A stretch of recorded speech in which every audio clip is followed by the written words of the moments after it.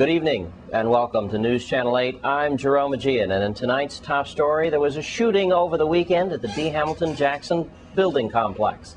News Channel 8's Wes Small brings us a report. On Saturday night at around 7:20, I'm standing here in front of Building 5 at D. Hamilton Jackson Terrace, better known as Red Brick. Two men were fired upon. They both received 2 shots each, both to their arms and legs. This information comes from head detective of the VIPD on St. Croix, Kenneth Gittens. If you know anything about this shooting, which seems to be a drive-by that happened again at 7:30 on Saturday night, you should call 778-2211. That's 778-2211. Again, I'm Wes Small for News Channel 8. And in other news, it is rumored that Vice President-elect Joe Biden is on Water Island. We turn now to St. Thomas, where News Channel 8's Lee Carl appears to have caught Joe Biden in Charlotte-Amalie. There's no doubt about it. The man who is the heartbeat away from the presidency of the United States is here in the U.S. Virgin Islands in the territory. He's Senator Joe Biden with family, staying apparently at Water Island at a family friend's house, and has been making the rounds. He's been on the waterfront, as seen here. I caught just a rear end photo of him and some Secret Service running ahead of him. And then, of course, out to Kmart, standing in line there, and out to Red Hook. He's been around. He'll be here until about New Year's Eve. What's interesting here is that he was here just for R&R, rest and recreation, while his running mate, President-elect Obama, is in Hawaii doing the same thing. The Delaware senator, who held his seat since 1972, has become Barack Obama's running mate in August after dropping out of the presidential primary race. The Obama-Biden ticket won in November. The two will be sworn in into office January 20th in Washington, D.C. And Biden is known for his foreign affairs experience, having chaired the Senate Relations on Foreign Affairs. He's also an attorney, by the way, and served in the Senate Judicial Committee dealing with crime and constitutional law and civil liberty issues.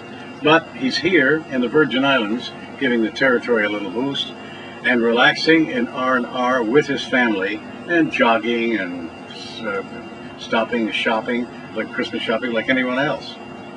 In St. Thomas, Lee Carl for News Channel 8. Wow, 2008 has been some year, and News Channel 8 has put down the top 10 most influential stories over the period of the year. We'll bring you the first half tonight, the first 5 stories, and the second half tomorrow. Here's News Channel 8's Wes Small with the first of 5 top stories. Well, like a lot of media outlets love to do at the end of the year, is to give you a year-ender. And 2008, oh, what a year it's been for this reporter. Let's go through the top 10 stories of 2008. Now, there's been hundreds of them, of course, and some hit closer to home to you than some.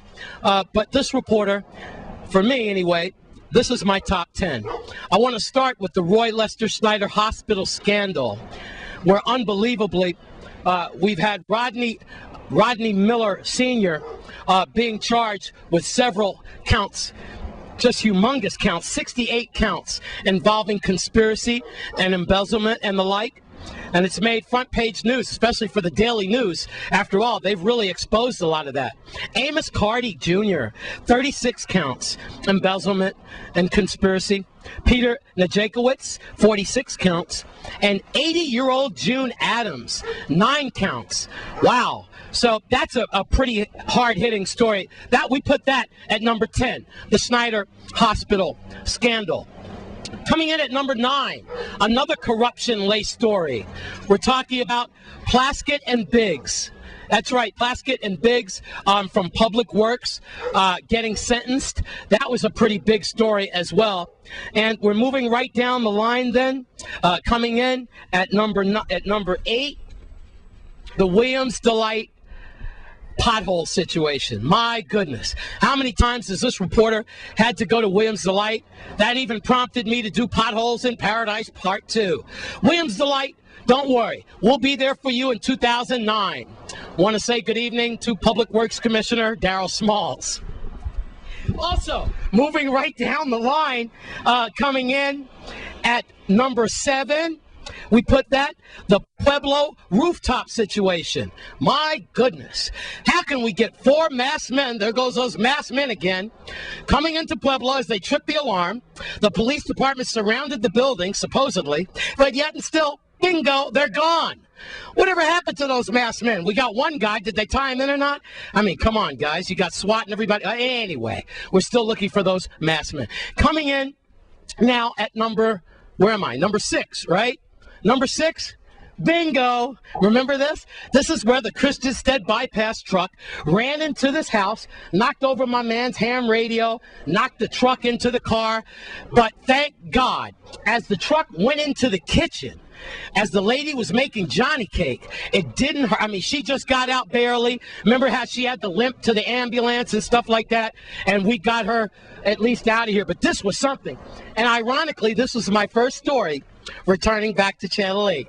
The Christenstead bypass running right into the kitchen as the lady was making Johnny cake.